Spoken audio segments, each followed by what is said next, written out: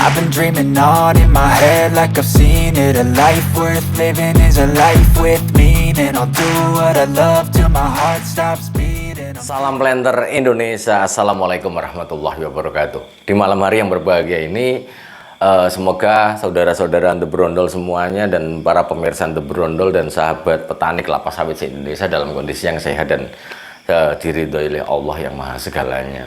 Di malam hari ini kita akan membahas, ini ada seorang petani yang menanam tanaman kelapa sawit di lapangan. Ternyata kondisi tanamannya adalah pelepahnya mengering hampir secara keseluruhan, Pak Pendi. Tapi kok setelah dia mengering kok ada tumbuh tunas-tunas baru. Apakah masih bisa hidup atau tidak? Di malam hari yang berbahagia ini kita akan membahas masalah-masalah kerusakan daun atau pelepah setelah tanam di lapangan. Karena banyak hal yang melatar belakangi rusaknya pelepah atau daun ketika kita tanam di lapangan kok nggak tahan pelepah lamanya. Adanya satu faktor. Yang pertama adalah masalah etiolasi di bibitan. Ketika Bapak Ibu semuanya membeli bibit pada tanah bibit kelapa sawit di penangkar, kemudian salah satu hal yang harus dilihat adalah proporsional tubuh dari bibit kita. Di mana bonggolnya itu harus besar, kemudian pelepahnya tidak hanya meninggi tapi kurus. Kalau meninggi tapi kurus adalah biasanya dia mengalami etiolasi, di mana bahwa etiolasi ini adalah pertumbuhan yang meninggi, yang cepat, tapi kurus dan lemah, yang disebabkan karena bahwa penataan di bibitan kita terlalu rapat. Penanaman ataupun jarak tanam yang sesuai, misalnya dengan menggunakan jarak 75 kali 75 kali 75 untuk segitiga di bibitan 75 cm kali 75 cm kali 75 cm atau 90 kali 90 kali 90. Jika ditanam ataupun ditata terlalu rapat di bibitan, maka bahwa tanaman kelapa sawit kita atau bibit yang ada di dalamnya akan relatif etiolasi, apalagi dia semakin besar. Misalnya ditata dengan jarak 60 kali 60 kali 60, sementara bibitnya umurnya 12 bulan. Kelihatannya memang tinggi, tapi ingat bahwa di dalam memilih bibit harus proporsional. Baik bonggolnya yang besar, tapi juga daunnya yang proporsional. Jangan terlalu jaraknya terlalu jauh pelepahnya. Ketika dia tanaman ini etiolasi, di dalam bibitan kita terlalu rapat, maka daun atau pelepah ini adalah termasuk lemah. Ketika ditanam di lapangan, terpapar sinar matahari terlalu terik, maka biasanya tidak akan tahan dan dia akan mengering. Ini kunci yang pertama, yaitu adalah kondisi etiolasi. Sehingga ketika kita memilih bibit, Bapak Ibu semuanya ke penangkar, lihat dulu proporsionalnya bibit itu sendiri. Jangan pernah diterima ketika bonggolnya terlalu kecil. Sesuaikan dengan umurnya. Kalau memang tidak tahu dan memang butuh konsultasi, silahkan WA saya saja nanti semoga bisa tak jawab. Karena memang masuk ke WA saya jumlahnya cukup banyak. Saya kirim saja, di mana ada kesempatan akan saya bantu jawab.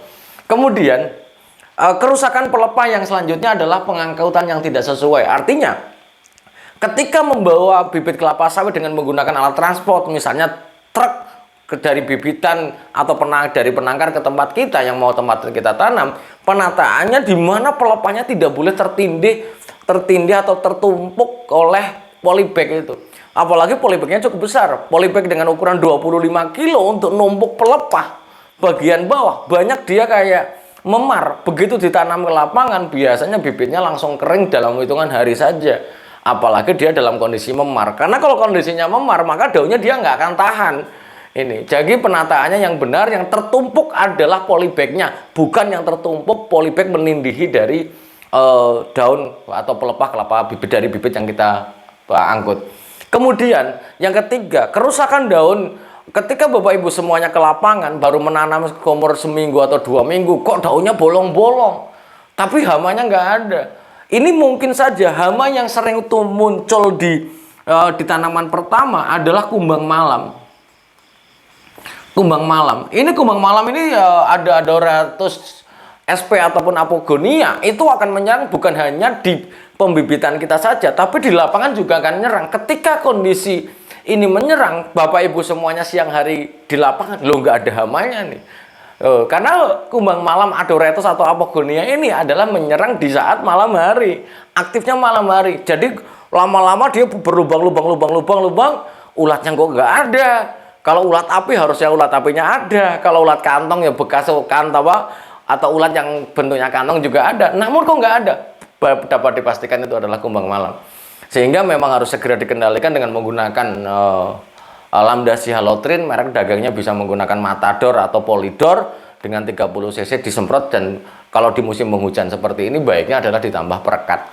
Sehingga kita nggak salah sangka gitu di dalam pengendalian hama ini, karena ini bisa menyebabkan habis daunnya, berlubang-lubang banyak, habis daunnya.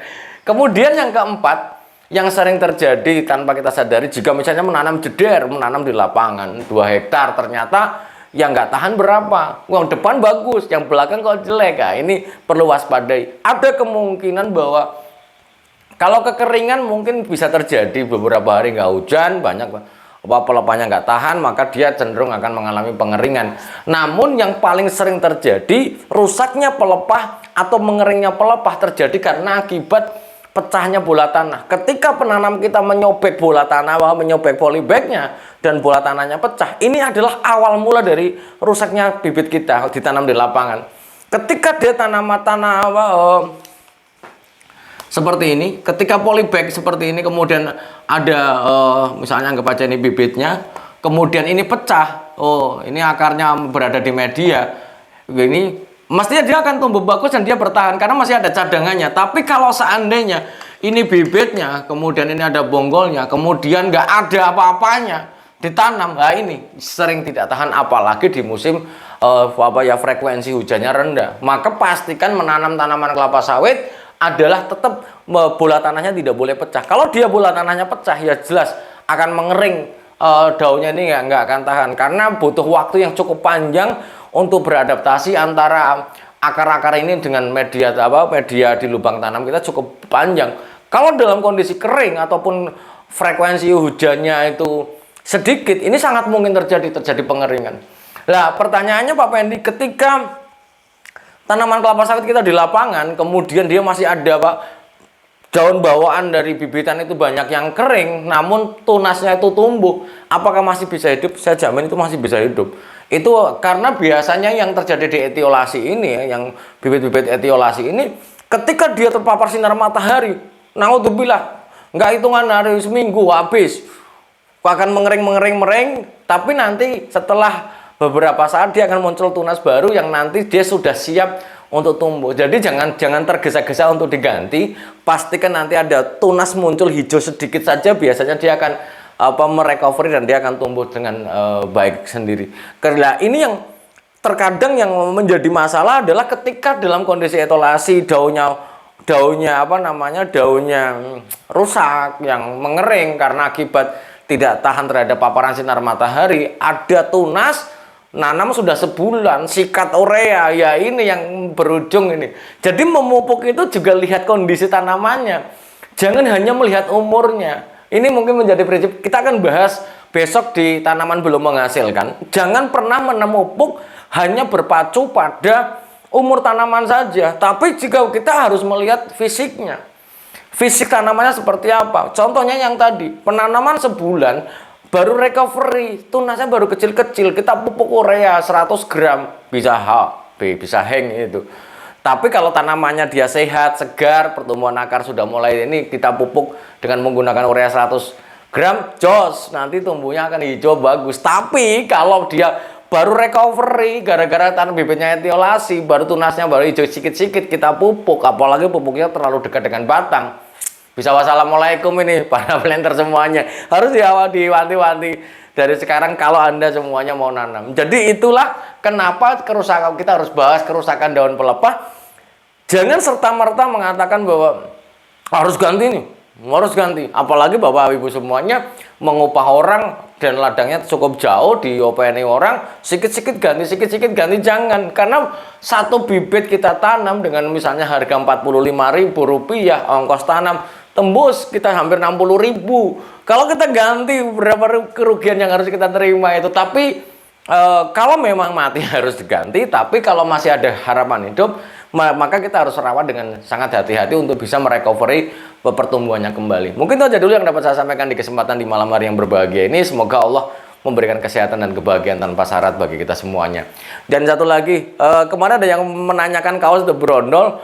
Mohon maaf, karena memang udah sold out. Ini lagi kita tempa lagi, jumlahnya cukup banyak dan semoga harganya bisa miring. Dan ya, karena pada prinsipnya The Brondol menjual kaos itu bukan untuk ya apa namanya untuk pendapatan semata-mata, untuk untung itu tidak. Karena bahwa keinginan Pendi itu adalah bagaimana menanamkan semangat The Brondol kepada para petani kelapa sawit kita, bagaimana kita berbudidaya kelapa sawit dengan cara yang sebaik-baiknya agar produktivitasnya baik. Karena produktivitas yang baik akan menghasilkan pendapatan yang baik bagi kita semuanya. Terima kasih, semoga Allah memberikan kesehatan dan kebahagiaan tanpa syarat bagi kita semuanya dan melapangkan jalan rezeki yang halal dan tidak disangka-sangka. Terima kasih. Salam planter Indonesia. Assalamualaikum warahmatullahi wabarakatuh.